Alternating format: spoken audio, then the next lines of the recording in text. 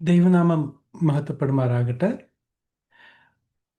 ഇന്ന് നമ്മൾ പഠിക്കുന്ന റോമർക്കെഴുതിയ ലേഖനം 8-ാം അധ്യായം 12-ാം വാക്യം തൊട്ട് 18-ാമത്തെ വാക്യം വരെയുള്ള ഭാഗങ്ങളിൽ നമ്മൾ പ്രധാനമായിട്ട് പഠിക്കാൻ പോകുന്ന വിഷയം നമ്മുടെ ഇപ്പോഴത്തെ കഷ്ടങ്ങൾ, ഇപ്പോഴത്തെ കഷ്ടപ്പാടുകളും വരുവാനുള്ള മഹത്തായ പ്രത്യാശയും കുറിച്ച് നമ്മൾ ഇന്ന് പഠിക്കാൻ പോകുന്നത് അവർ present sufferings and our glorious future. റോമർക്കെഴുതിയ ലേഖനം 8:12 തൊട്ട് 18 വരെയുള്ള ഭാഗം.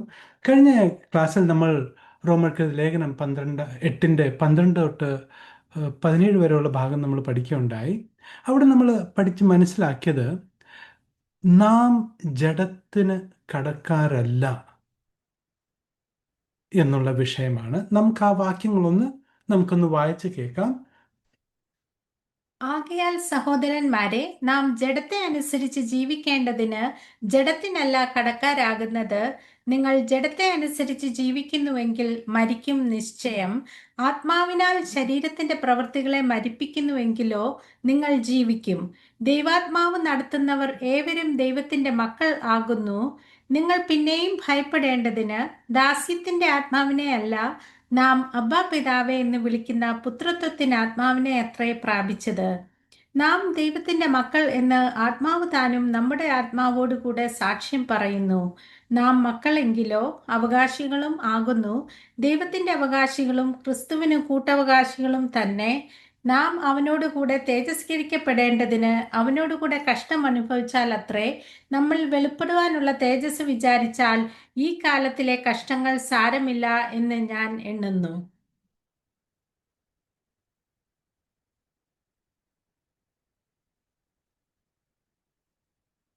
ദൈവനാമം മാറ്റപ്പെട്ടു. അപ്പം നമ്മൾ വായിച്ച് കേട്ടതുപോലെ നാം ജഡത്തിനല്ല കടക്കാര്. കർത്താവായ യേശു ക്രിസ്തു നമ്മളെ ന്യായപ്രമാണത്തിൻ്റെ ജഡത്തിൽ പ്രവൃത്തിയിൽ കൂടി ദൈവസന്നിധിയിൽ നീതീകരിക്കപ്പെടുവാനുള്ള ആ ഒരു ശ്രമത്തിൽ നിന്ന്, ആ ഒരു സെറ്റപ്പിൽ നിന്ന് ദൈവം നമ്മളെ വിടുവിച്ചു. നമുക്ക് ലഭിച്ചിരിക്കുന്ന ആത്മാവ് ഭീരുത്വത്തിൻ്റെ ആത്മാവല്ല, മറിച്ച് പുത്രത്വത്തിൻ്റെ ആത്മാവ്.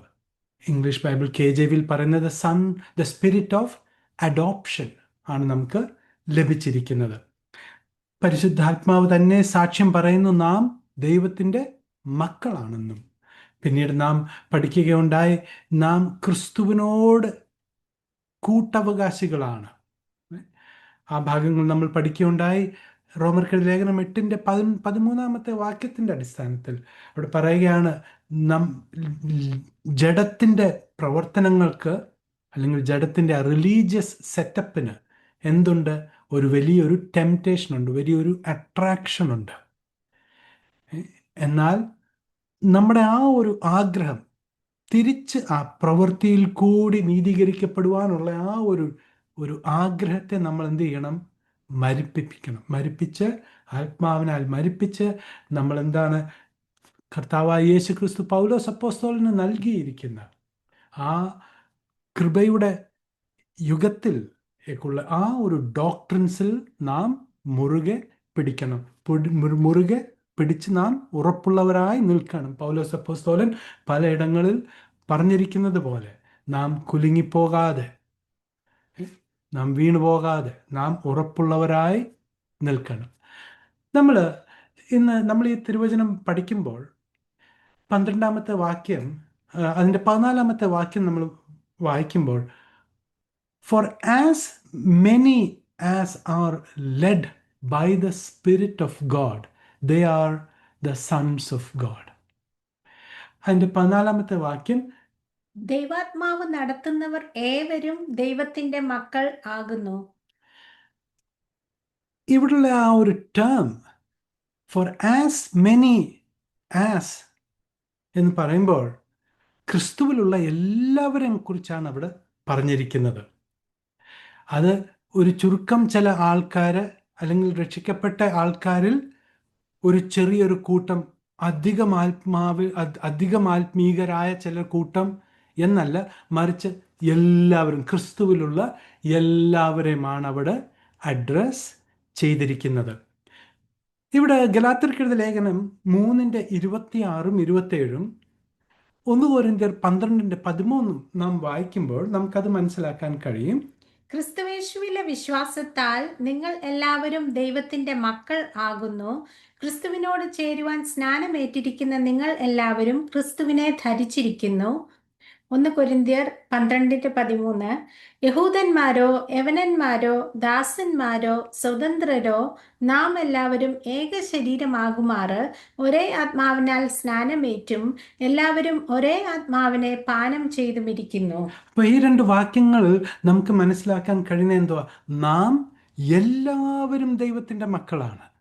കർത്താവിനോട് എത്ര പേരാണ് സ്നാനത്തിൽ പരിശുദ്ധാത്മാവിന്റെ സ്നാനത്താൽ, അതായത് നാം വിശ്വസിക്കുമ്പോഴേ പരിശുദ്ധാത്മാവ് നമ്മളെ ക്രിസ്തുവിന്റെ ശരീരത്തിലേക്ക് ആക്കുന്ന ആ ആത്മീക സ്നാനത്താൽ എത്ര പേരാണ് ക്രിസ്തുവിനോട് ചേർന്നത്? നാം എല്ലാവരും, അല്ലേ? അപ്പോൾ for as many as are led by the spirit of God എന്ന് പറയുമ്പോൾ അവിടെ എല്ലാവരെയുമാണ് ഉദ്ദേശിച്ചിരിക്കുന്നത്. നമുക്ക്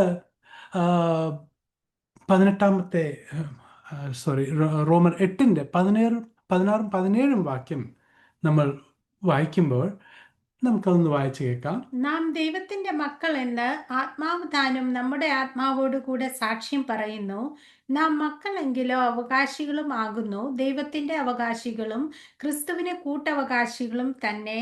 നാം അവനോട് കൂടെ തേജസ്കരിക്കപ്പെടേണ്ടതിന് അവനോട് കൂടെ കഷ്ടം അനുഭവിച്ചാൽ അത്രേ. അപ്പൊ ഇവിടെ പറഞ്ഞിരിക്കുന്നത് അതിന്റെ 16-ാമത്തെ വാക്യം ഒരു ഉറപ്പ് നൽകുകയാണ്. എന്തുവാണ്? നാം എല്ലാവരും ദൈവത്തിന്റെ മക്കളാണ് എന്ന്. ആരാണ് അതിന് സാക്ഷ്യം പറയുന്നത്? പരിശുദ്ധാത്മാവ്. The spirit itself beareth witness with our spirit. അവിടെ രണ്ടിടത്തും സ്പിരിറ്റിന്റെ വ്യത്യാസം എന്ന് പറഞ്ഞാൽ ദ സ്പിരിറ്റ് അവിടെ എസ് ക്യാപിറ്റലാണ്. അത് തൃത്വത്തിൽ മൂന്നാമൻ, അതായത് പരിശുദ്ധാത്മാവിനെയാണ് അവിടെ പറയുന്നത്. പരിശുദ്ധാത്മാവ് നമ്മുടെ ആത്മാവിനോട് ചേർന്ന് എന്ത് ചെയ്യുന്നു? സാക്ഷ്യം പറയുക. എന്താണ്? നാം ദൈവ മക്കളാകുന്നു. We are a child of God, we are children of God. അപ്പോൾ 17-ാമത്തെ വാക്യത്തിൽ and if children then heirs too, മക്കളാണെങ്കിൽ നമ്മൾ എന്താണ്? അവകാശികളുമാണ്. അപ്പോൾ അവിടെ ഒരു കണ്ടീഷണൽ സ്റ്റേറ്റ്മെൻ്റ് അല്ല. 17-ാമത്തെ വാക്യത്തിൽ ഈഫ് സോ ബി എന്നുള്ളത് ഈവൻ സോ അല്ലെങ്കിൽ ഇൻഡീഡ് അല്ലെങ്കിൽ സിൻസ് എന്നുള്ള വാക്കാണ്. അതൊരു കണ്ടീഷണൽ സ്റ്റേറ്റ്മെൻ്റ് അല്ല, മറിച്ച് it is A statement of fact. അതൊരു വസ്തുതയുടെ പ്രസ്താവനയാണ്. Statement of fact. അപ്പം നാം മക്കളാണ്.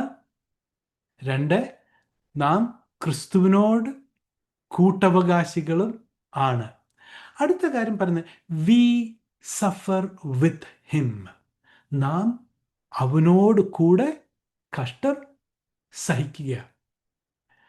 അപ്പോൾ എത്ര പേരാണ് കഷ്ടം സഹിക്കുന്ന ക്രിസ്തുവിനോട് കൂടെ?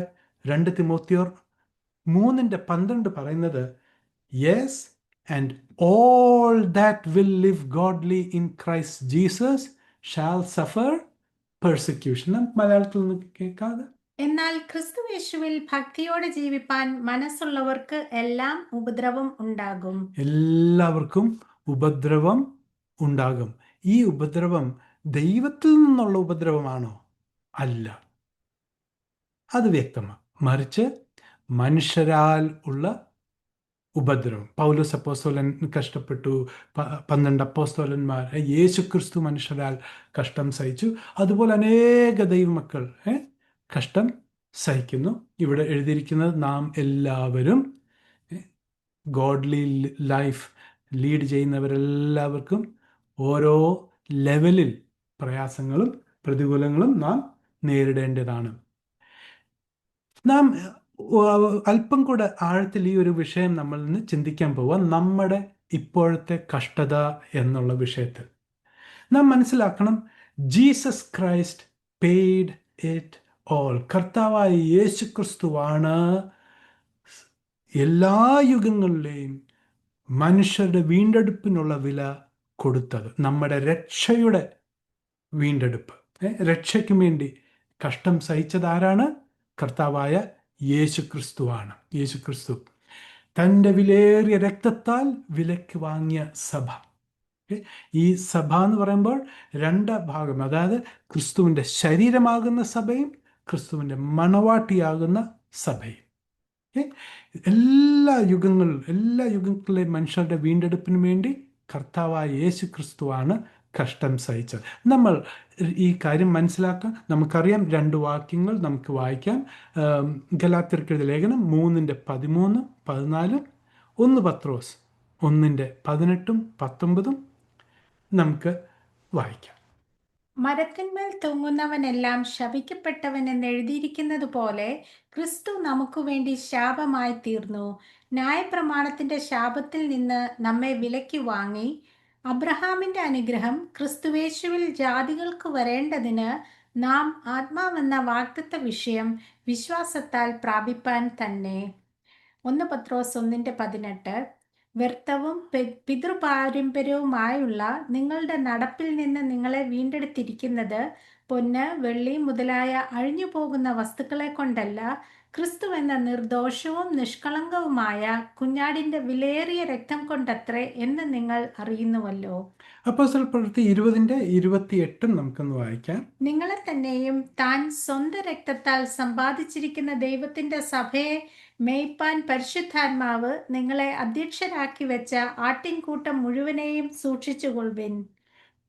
പൗലോസ് അപ്പോസ്തലൻ എഫെസോസിൽ നിന്ന് ഇവിടെ പറയുമ്പോൾ അവിടുത്തെ മൂപ്പന്മാരോട് പറയുക, പരിശുദ്ധാത്മാവ് നിങ്ങളെ ഓവർസീയേഴ്സ് ആയിട്ട് അല്ലെങ്കിൽ ബിഷപ്സ് ആയിട്ട് വെച്ചിരിക്കുന്ന സഭകൾ. അതാ എങ്ങനത്തെ സഭയാ? കർത്താവായ യേശു ക്രിസ്തു തൻ്റെ സ്വന്തം രക്തത്താൽ വിലക്ക് വാങ്ങിയ സഭ. അപ്പോൾ നമുക്ക് മനസ്സിലാക്കാൻ, ബോഡി ഓഫ് ക്രൈസ്റ്റ് അനുസരി കിങ്ഡം പ്രോഗ്രാം, പ്രൊഫസി പ്രോഗ്രാമും മിസ്റ്ററി പ്രോഗ്രാമും അനുസരി ഏത് യുഗത്തിലെയും വീണ്ടെടുപ്പിനായി, രക്ഷയ്ക്കായി കഷ്ടം സഹിച്ചതാരാണ്? കർത്താവായ യേശു ക്രിസ്തു മാത്രം, അല്ലേ?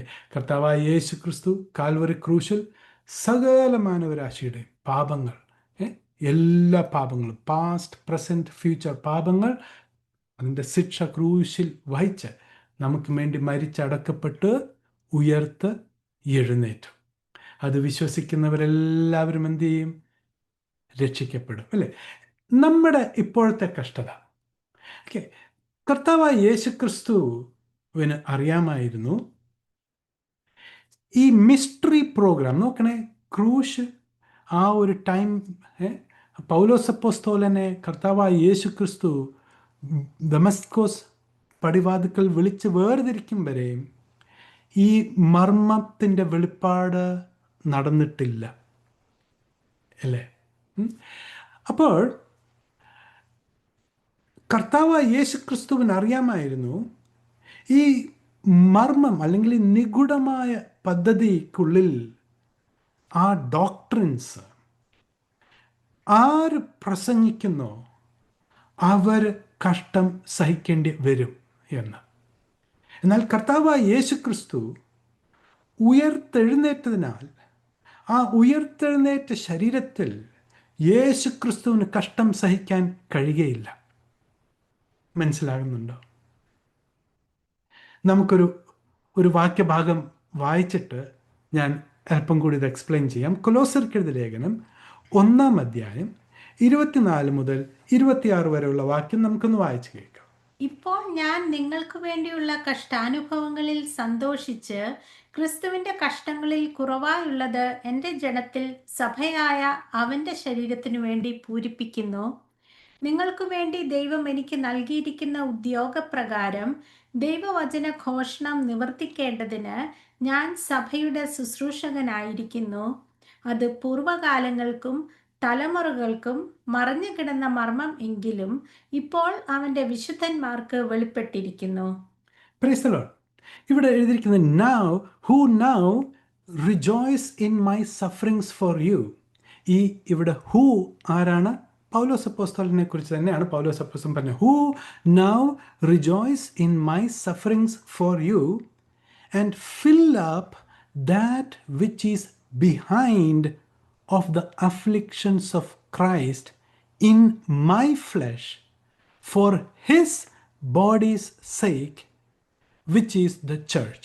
അപ്പോൾ ക്രിസ്തുവിൻ്റെ ശരീരമാകുന്ന സഭയ്ക്ക് വേണ്ടി പൗലോസ് അപ്പോസ്തലൻ തൻ്റെ ജഡശരീരത്തിൽ കർത്താവായ യേശുക്രിസ്തുവിൻ്റെ കഷ്ടാനുഭവങ്ങളിൽ വല്ലം കുറവായിട്ടുണ്ടെങ്കിൽ അത് പൂരിപ്പിക്കുകയാണ്. ഇത് വളരെ ഇമ്പോർട്ടൻ്റ് ആണ് ഈ കാര്യം മനസ്സിലാക്കാൻ. ഇനിയും ഈ വാക്യത്തിൻ്റെ അടിസ്ഥാനത്തിൽ നമുക്ക് ഈ കാര്യങ്ങളൊന്ന് ചിന്തിക്കാം. ഇപ്പോൾ നമ്മുടെ കഷ്ടം, ഓക്കെ, കർത്താവായ യേശുക്രിസ്തുവിന് അറിയാമായിരുന്നു ഈ മിസ്റ്ററി പ്രോഗ്രാം തന്നിൽ മറഞ്ഞിരിക്കുന്ന, ലോകാരംഭം മുതൽ ക്രിസ്തുവേശുവിൽ മറഞ്ഞിരിക്കുന്ന മർമ്മത്തിൻ്റെ വെളിപ്പെടുത്തൽ നടക്കുമ്പോൾ അതാരിൽ കൂടി കർത്താവ് അത് നടത്തുമോ ആ വ്യക്തി കഷ്ടം സഹിക്കണം എന്ന് കർത്താവിനറിയാം. പക്ഷേ ആ കഷ്ടം കർത്താവായ യേശു ക്രിസ്തു തൻ്റെ ഉയർത്തെഴുന്നേറ്റ ശരീരത്തിൽ സഹിക്കാൻ കഴിയുകയില്ല. അപ്പോൾ പൗലോസ് അപ്പോസ്തലനെ വിളിച്ച് വേർതിരിച്ചപ്പോൾ തന്നെ കർത്താവായ യേശു ക്രിസ്തു എന്താണ് പറഞ്ഞിരിക്കുന്നത്? പൗലോസ് അപ്പോസ്തലൻ എന്തൊക്കെ കഷ്ടം സഹിക്കണം എന്നുള്ള ജ്ഞാനവും പൗലോസ് അപ്പോസ്തലന് കൊടുക്കും. അപ്പോസ്തല പ്രവൃത്തി 9:15 നമുക്കൊന്ന് വായിക്കാം. 15ഉം 16ഉം. കർത്താവ് അവനോട്, നീ പോക, അവൻ എൻ്റെ നാമം ജാതികൾക്കും രാജാക്കന്മാർക്കും ഇസ്രായേൽ മക്കൾക്കും മുൻപിൽ വഹിപ്പാൻ ഞാൻ തിരഞ്ഞെടുത്തിരിക്കുന്ന ഒരു പാത്രമാകുന്നു. എൻ്റെ നാമത്തിനു വേണ്ടി അവൻ എന്തെല്ലാം കഷ്ടം അനുഭവിക്കേണ്ടതാകുന്നു എന്ന് ഞാൻ അവനെ കാണിക്കും എന്നു പറഞ്ഞു. മനസ്സിലാകുന്നുണ്ടോ ആ കാര്യം? എൻ്റെ നാമം, കർത്താവിൻ്റെ നാമത്തിൽ എന്തെല്ലാം കഷ്ടം പൗലോസ് അപ്പോസ്തലൻ തൻ്റെ ജഡശരീരത്തിൽ സഹിക്കണം എന്നുള്ളതിനെ കുറിച്ചുള്ളൊരു വെളിപ്പാടും പൗലോസ് അപ്പോസ്തലൻ കൊടുക്കും. ആർക്കാ? കർത്താവായ യേശു ക്രിസ്തു പൗലോസിന് കൊടുക്കും എന്നാണ് ഈ വാക്യം പറയുന്നത്. അപ്പം നമുക്കൊന്നുകൂടെ ഒന്ന് ചിന്തിക്കാം. ഈ പ്രസംഗം യഹൂദരുടെ ഇടയിൽ പ്രസംഗിക്കുക, അതായത് എന്താണ് മിസ്റ്ററി പ്രോഗ്രാമിൻ്റെ കണ്ടൻസ്? നിഗൂഢമായിരുന്നത്, ക്രിസ്തുവിൽ നിഗൂഢമായിരുന്നതിൽ ചില കാര്യങ്ങൾ എന്താ? ഒന്ന്, ജാതികളും പരിച്ഛേദന കൂടാതെ അബ്രഹാമിന് ദൈവം വാഗ്ദത്തം കൊടുത്ത വാഗ്ദത്തങ്ങൾക്ക് കൂട്ടവകാശികളാകും എന്നുള്ള പ്രസംഗം. ഈ പ്രസംഗങ്ങൾ ഇങ്ങനെ പ്രസംഗിച്ചാൽ യഹൂദരത് സഹിക്കുമോ? ന്യായപ്രമാണം, മോശയുടെ ന്യായപ്രമാണത്തിൻ്റെ പ്രവൃത്തി കൂടാതെ ജാതികളും നീതീകരിക്കപ്പെടുന്നു. ഇനിയും യഹൂദനും ജാതികളും തമ്മിൽ ഉള്ള ആ ഒരു ഇടർച്ചയുടെ ആ മതിൽ ഇല്ല, ഒരു വേർകൃത്യവും ഇല്ല ദൈവസന്നിധിയിൽ. എല്ലാവർക്കും ഒരുപോലെ ദൈവസന്നിധിയിൽ പ്രവേശനം ലഭിച്ചിരിക്കുന്നു എന്നുള്ള പ്രസംഗം ഘോഷിക്കുമ്പോൾ യഹൂദരടങ്ങിയിരിക്കുമോ? ഒരിക്കലുമില്ല. ആ കാര്യം മനസ്സിലാകുന്നുണ്ടോ? നാം ഇവിടെ പറയും, നാം കർത്താവിനോട് കൂടെ കഷ്ടം സഹിക്കുകയാണ്. പൗലോസ് അപ്പോസ്തലൻ, we are suffering with him. കർത്താവിനോട് കൂടെ നാം എന്ത് ചെയ്യുക? It's a joint ministry. മനസ്സിലാവുന്നുണ്ടോ പ്രിയമുള്ളവരെ? നമുക്ക് മുൻപോട്ട് പോകാം. പൗലോസ് അപ്പോസ്തലൻ കഷ്ടം സഹിച്ചത് എന്തിനാണെന്ന് നമുക്ക് 2-3 വാക്യങ്ങൾ നമുക്കൊന്ന് ചിന്തിക്കാം. എഫേസ്യർക്കെഴുതിയ ലേഖനം 6-ാം അധ്യായം 18 മുതൽ 20 വരെയുള്ള വാക്യം നമുക്ക് വായിക്കാം. സകല പ്രാർത്ഥനയാലും യാചനയാലും ഏതു നേരത്തും ആത്മാവിൽ പ്രാർത്ഥിച്ചും അതിനായി ജാഗരിച്ചും കൊണ്ട് സകല വിശുദ്ധന്മാർക്കും എനിക്കും വേണ്ടി പ്രാർത്ഥനയിൽ പൂർണ്ണ സ്ഥിരത കാണിപ്പിൻ. ഞാൻ ചങ്ങല ധരിച്ച് സ്ഥാനാപതിയായി സേവിക്കുന്ന സുവിശേഷത്തിന്റെ മർമ്മം പ്രാഗൽഭ്യത്തോടെ അറിയിപ്പാൻ എൻ്റെ വായി തുറക്കുമ്പോൾ എനിക്ക് വചനം നൽകപ്പെടേണ്ടതിനും ഞാൻ സംസാരിക്കേണ്ടും വണ്ണം അതിൽ പ്രാഗൽഭ്യത്തോടെ സംസാരിക്കേണ്ടതിനും പ്രാർത്ഥിപ്പീൻ. കൊലോസ്യർ 4:2. പ്രാർത്ഥനയിൽ ഉറ്റിരിപ്പിൻ, സ്തോത്രത്തോടെ അതിൽ ജാഗരിപ്പിൻ. എനിക്ക് ബന്ധന കാരണമായ ക്രിസ്തുവിന്റെ മർമ്മം പ്രസ്താവിപ്പാൻ തക്കവണ്ണം ദൈവം ഞങ്ങൾക്ക് വചനത്തിന്റെ വാതിൽ തുറന്നു തരികയും ഞാൻ സംസാരിക്കേണ്ടും വണ്ണം അതിനെ വെളിപ്പെടുത്തുകയും ചെയ്യേണ്ടതിന് ഞങ്ങൾക്ക് വേണ്ടിയും പ്രാർത്ഥിപ്പിൻ.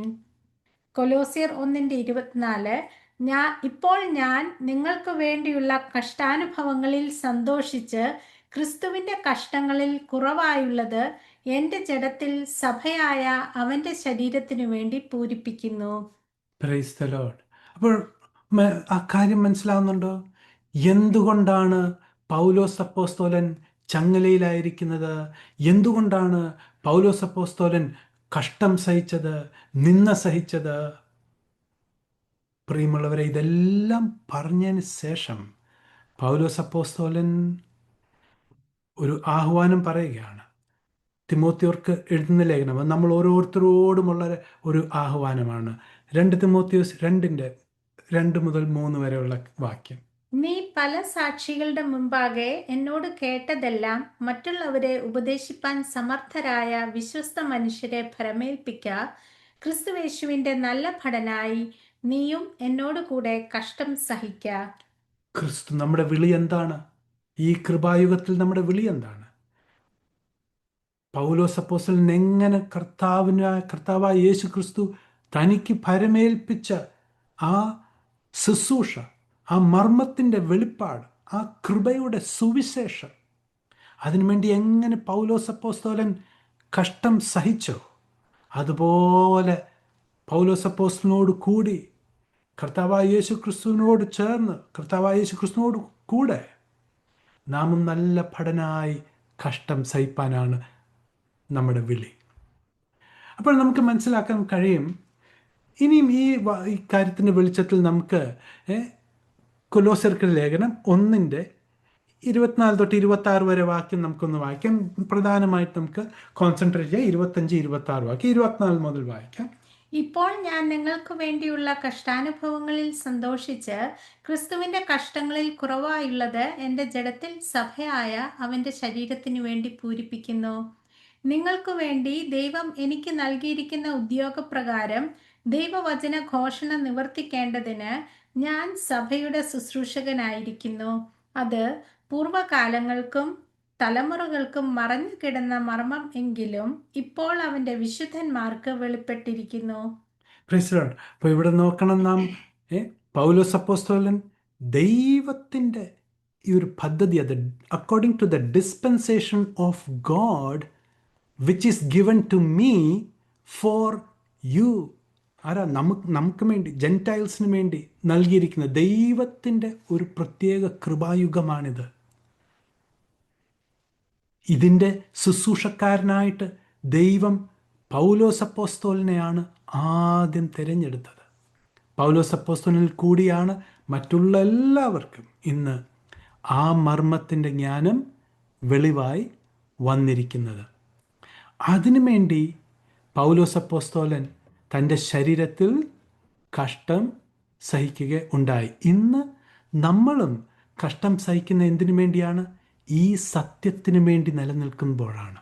ഈ സത്യത്തിന് വേണ്ടി നാം ഉറച്ചു നിൽക്കുമ്പോൾ നാം ഓരോരുത്തരും ഓരോ വ്യത്യസ്തമായ നിലയിൽ കഷ്ടം, നിന്ന, പരിഹാസം, ഒറ്റപ്പെടൽ ഒക്കെ നമ്മളും എന്ത് ചെയ്യും? അനുഭവിക്കുക ചെയ്യും. Price the Lord. അതിൽ നമ്മൾ ഒട്ടും നിരാശപ്പെടരുത്. അതിൽ നമ്മൾ എന്ത് ചെയ്യണം? പ്രശംസിക്കണം. കാരണം നാം കഷ്ടം ദൈവത്തോട് കൂടെയാണ് സഹിക്കുന്നത്. അതിനൊരു വാഗ്ദത്തം കൂടെ ഉണ്ട്. എന്താണ് അതിൻ്റെ വാഗ്ദത്തം? നാം അവനോട് കൂടെ എന്ത് ചെയ്യും? തേജസ്കരിക്കപ്പെടുകയും ചെയ്യും. നമുക്ക് ആ ഭാഗത്തിലേക്ക് നമുക്ക് കടന്നു വരാം.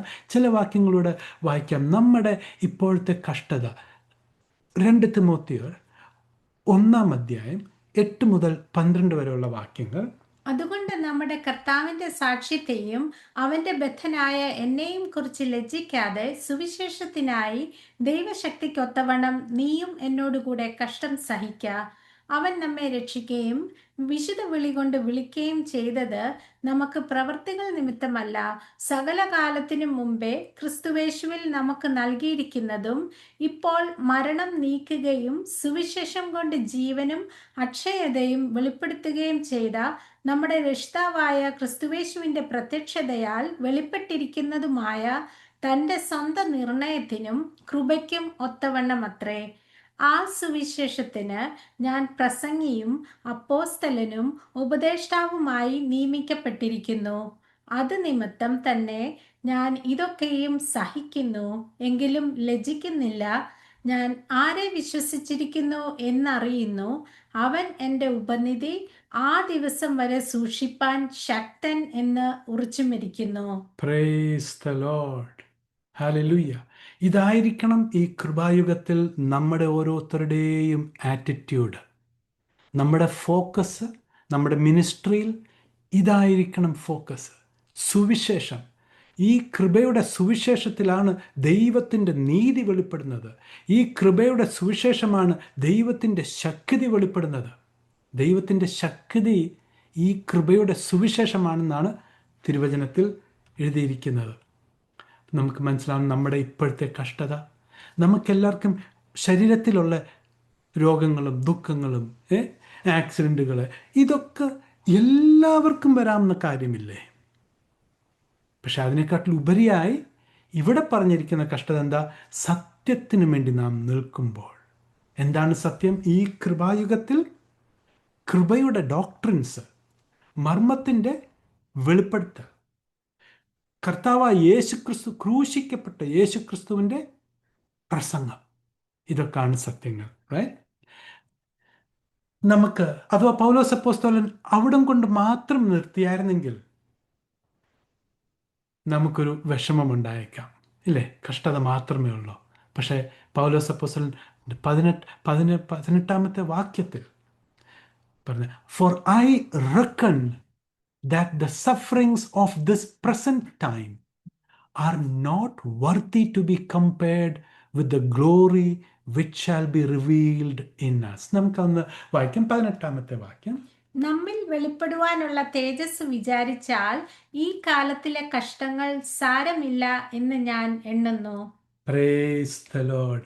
പൗലോസ് അപ്പോസ്തലൻ നമ്മളോട് പറയുകയാണ്, നമ്മൾ ഇതൊക്കെ സഹിക്കുമ്പോൾ നമുക്ക് വരുവാൻ ഉള്ള ആ തേജസ്സിൽ നമ്മൾ ഫോക്കസ് ചെയ്യണം.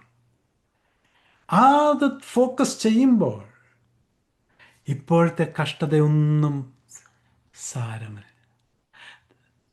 സാരമില്ലാത്ത ഇറ്റ് ഈസ് ഒന്ന് hope of the future glory. എന്താണ് അതിൻ്റെ പ്രത്യേകത? ഒന്ന്, ഇറ്റ് ഈസ് ഗ്യാരൻറ്റീഡ്. ഇതിന് ദൈവം ഗ്യാരൻറ്റി ചെയ്യുകയാണ്. ഫോർ ഐ നോക്കണേ, അതിന്റെ 17-ാമത്തെ വാക്യം നമുക്കൊന്ന് വായിക്കാം. നാം മക്കളെങ്കിലോ അവകാശികളുമാകുന്നു, ദൈവത്തിന്റെ അവകാശികളും ക്രിസ്തുവിന് കൂട്ടവകാശികളും തന്നെ. നാം അവനോട് കൂടെ തേജസ്കരിക്കപ്പെടേണ്ടതിന് അവനോട് കൂടെ കഷ്ടം അനുഭവിച്ചാൽ അത്രേ. നമ്മിൽ വെളിപ്പെടുവാനുള്ള തേജസ് വിചാരിച്ചാൽ ഈ കാലത്തിലെ കഷ്ടങ്ങൾ സാരമില്ല എന്ന് ഞാൻ എണ്ണുന്നു. Price the Lord. നാം ദൈവമക്കളാണെന്ന് ആരാണ് സാക്ഷ്യം പറയുന്നത്? ആരാണ് വിറ്റ്നസ്? Holy spirit. ദൈവം തന്നെ സാക്ഷിയാണ്, അല്ലേ? ഇഫ് വി സഫർ, അതൊരു കണ്ടീഷനല്ല. നാം വായിച്ച് കേട്ടു, നാം എല്ലാവരും കഷ്ടം സഹിക്കും. രണ്ടാമത്തെ കാര്യം, ഈ വരുവാനുള്ള കൃപ, വരുവാനുള്ള ആ മഹത്വം, അത് നമ്മുടെ ഇപ്പോഴത്തെ കഷ്ടത്തെ കൂടി കമ്പയർ ചെയ്യുമ്പോൾ അത് മച്ച് ഗ്രേറ്റർ, അത് എത്രയോ മഹത്വമുള്ളതാണ്. 2 കൊരിന്ത്യർക്ക് എഴുതിയ ലേഖനം 4-ന്റെ 17-ാമത്തെ വാക്യം. നൊടിനേരത്തേക്കുള്ള ഞങ്ങളുടെ ലഘുവായ കഷ്ടം അത്യന്തം അനവധിയായി തേജസ്സിന്റെ നിത്യഘനം ഞങ്ങൾക്ക് കിട്ടുവാൻ ഹേതുവാകുന്നു. ഇപ്പോഴത്തെ കഷ്ടതയെക്കുറിച്ച് പൗലോസ് അപ്പോസ്തലൻ പറയുന്നത് എന്താണ്? അത് നൊടി നേരത്തേക്കുള്ളതും ലഘുവായതുമാണ്. എന്തിനോട് കമ്പയർ ചെയ്യുമ്പോഴാണ്? The exceeding and eternal weight of the God, നിത്യമായ മഹത്വം നമുക്ക് ലഭിക്കുന്നു. അതിനോട് നമ്മൾ കമ്പയർ ചെയ്യുമ്പോൾ ഇന്ന് നാം സഹിക്കുന്നു. ഇന്ന് നമുക്ക് മനസ്സിലാക്കാൻ കഴിയും, വേദനയിൽ കൂടി കടന്നു പോകുന്ന, നിരാശയിൽ കൂടി കടന്നു പോകുന്ന, കടഭാരത്താൽ കടന്നു പോകുന്ന ദൈവമക്കൾ അനേകരുണ്ട്. എന്നാൽ നമുക്ക് സുവിശേഷ നിമിത്തം കഷ്ടം സഹിക്കുന്നവരുണ്ട്. എന്നാൽ ഇതിൻ്റെ എല്ലാത്തിൻ്റെ മധ്യേ നമുക്ക് വരുവാനുള്ള തേജസ്സിൻ്റെ അടുത്ത പ്രത്യേകത എന്താണ്? എൻ്റെ സവിശേഷത, ഇറ്റ് ഈസ് എറ്റേർണൽ, അത് നിത്യമാണ്, അത് ആത്മീകമാണ്. 3, അത് സ്വർഗസ്ഥലങ്ങളിലാണ്. നമുക്ക് 3 വാക്യങ്ങൾ വായിക്കാം. 2 കൊരിന്ത്യർ 5:1, 1 കൊരിന്ത്യർ 15:42 തൊട്ട് 44 വരെയും, എഫേസ്യർക്കെഴുതിയ ലേഖനം 1:3 നമുക്ക് വായിക്കാം. കൂടാരമായ ഞങ്ങളുടെ ഭൗമഭവനം അഴിഞ്ഞുപോയാൽ കൈപ്പണിയല്ലാത്ത നിത്യഭവനമായി ദൈവത്തിന്റെ ദാനമായൊരു കെട്ടിടം ഞങ്ങൾക്ക് സ്വർഗത്തിലുണ്ടെന്ന് അറിയുന്നു. 1 കൊരിന്ത്യർ 15:42.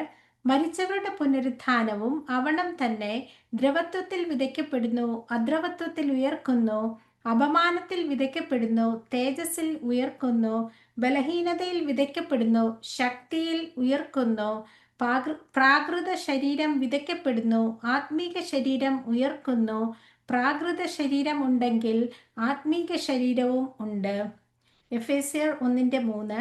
സ്വർഗത്തിലെ സകല ആത്മീക അനുഗ്രഹത്താലും നമ്മെ ക്രിസ്തുവിൽ അനുഗ്രഹിച്ചിരിക്കുന്ന നമ്മുടെ കർത്താവായ യേശു ക്രിസ്തുവിന്റെ ദൈവവും പിതാവുമായവൻ വാഴ്ത്തപ്പെട്ടവൻ. Praise the Lord. അപ്പോൾ ഈ 3 വാക്യങ്ങൾ നമുക്ക് മനസ്സിലാക്കേണ്ടത് എന്താ? നമ്മുടെ ഈ ഭൗമികമായ ശരീരം, കൂടാരമാകുന്ന ശരീരം അഴിഞ്ഞുപോയാൽ നമുക്ക് നിത്യപാർപ്പിടം, നോക്കണം, നിത്യപാർപ്പിടം, കൈകളാൽ പണിയാത്തത് എവിടാണ്? സ്വർഗത്തിലാണ്. അത് നിത്യപാർപ്പിടമാണ്. നമ്മുടെ eternal body of Christ eternal വാസസ്ഥലം എവിടെ? സ്വർഗസ്ഥലങ്ങളിലാണ്. എഫേസ്യർക്കെഴുതിയ ലേഖനം 1:3 പറയുന്നത് എന്തുവാ? സ്വർഗത്തിലെ സകല ആത്മിക അനുഗ്രഹങ്ങളാൽ നമ്മളെ അനുഗ്രഹിച്ചിരിക്കുന്നു എന്നാണ് പറഞ്ഞല്ലേ. 1 കൊരിന്ത്യർ 15 നമ്മൾ വായിച്ചത് എന്താണ്? ബലഹീനതയിലും അപമാനത്തിലും ദ്രവത്വത്തിലും നമ്മുടെ ഈ ശരീരം വിതയ്ക്കപ്പെടുകയാണ്. അതായത് അടക്കം ചെയ്യുന്ന കാര്യമാണ് പറയുന്നത്. പക്ഷെ പൗലോസ് പ്രത്യാശയുടെ ഒരു വാക്കാണ് അവിടെ ഉപയോഗിക്കുന്നത്, വിതയ്ക്കപ്പെടുക. വിതയ്ക്കുക എന്ന് പറഞ്ഞാൽ എന്താണ്? ഒരു കൊയ്ത്തുണ്ട്. അതേസമയം ഉയർത്തെഴുന്നേൽക്കുന്നത് എങ്ങനെയാണ്? ദൈവത്തിൻ്റെ ശക്തിയാൽ, വലിയ മഹത്വത്താൽ. ആത്മീക ശരീരമാണ് ഉയർത്തെഴുന്നേൽക്കുന്നത്. അപ്പോൾ ആത്മീക അനുഗ്രഹമാണ് സ്വർഗസ്ഥലങ്ങളിലാണ്. അപ്പോൾ നമ്മൾ മനസ്സിലാക്കാൻ ഇടയായല്ലോ, നമ്മുടെ ഈ ഭൂമിയിൽ നമ്മൾ കർത്താവിനോട് കൂടെ കഷ്ടം സഹിക്കുക. We are suffering with him. നാം എല്ലാവരും കഷ്ടം സഹിക്കും. പൗലോസ് അപ്പോസ്തലൻ തൻ്റെ ശരീരത്തിൽ, കർത്താവായ യേശു ക്രിസ്തുവിൻ്റെ ഉയർത്തെഴുന്നേറ്റ ശരീരത്തിൽ സഹിക്കാൻ പറ്റാഞ്ഞ് ആ കഷ്ടം തൻ്റെ ശരീരത്തിൽ ദൈവത്തിൻ്റെ ശരീരമാകുന്ന സഭയ്ക്ക് വേണ്ടി സഹിച്ചു. അത് പൂരിപ്പിക്കുക, ക്രിസ്തുവിൻ്റെ ശരീരത്തിൽ കുറവായതിനെ പൂരിപ്പിക്കുകയാണ് ചെയ്തത്. അപ്പം നമുക്കത് മനസ്സിലാവുന്നുണ്ട്. നാമം ഇന്ന് കഷ്ടം സഹിക്കുമ്പോൾ ദൈവത്തോട് കൂടെയാണ് നാമും അതുപോലെ കഷ്ടം സഹിക്കുന്നത്. ക്രിസ്തുവിനോട് കൂടെ നമുക്ക് കഷ്ടത ഉണ്ട്, നമുക്കൊരു വലിയൊരു പ്രത്യാശയുമുണ്ട്. സ്വർഗസ്ഥലങ്ങളിൽ സകല ആത്മീക നന്മകളാൽ, അനുഗ്രഹങ്ങളാൽ നമ്മൾ അനുഗ്രഹിച്ച ദൈവത്തിന് നമുക്ക് സ്തോത്രം ചെയ്യാം. God bless you all. Thank you.